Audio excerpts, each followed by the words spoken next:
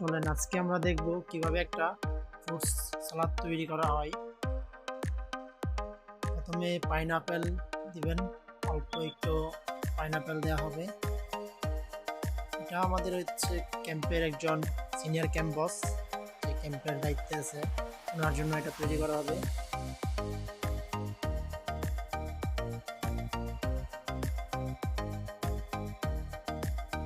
আর pineapple দেওয়ার পরে তারপর এটা হচ্ছে আপনার সুইট মিলন, যেটা আমাদের বাংলাদেশে ভাঙ্গি যেটাকে আমরা বলি, এটার মতো। কিন্তু আমাদের ভাঙ্গিটা হচ্ছে যে আপনার একটু সুইট মিষ্টি কম, কিন্তু আমাদের এটা মিষ্টি বেশি। আর এটা হচ্ছে পিচ, আমি বাংলাদেশে খুবই কম দেখেছি, দেখি নাই বলতে এখানে এসে দেখছি সৌদি আরবে। পর স্ট্রবেরি, আমাদের এখানে আপনার মনে হয় অনেক ধরনের ফ্রুটস আসে, যা আপনার আমি অনেক আইটেম বাংলাদেশে কম দেখেছি এগুলোর মধ্যে।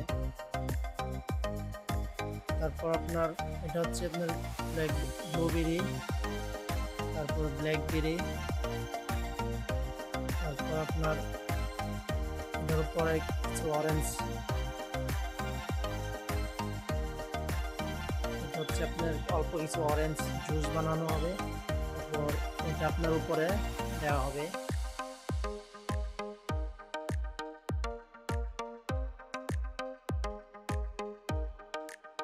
এটা দেওয়ার পরে এখন আমাদের ফ্রুট সালাদ তৈরি করা হয়ে গেছে। এই যে দেখুন আমাদের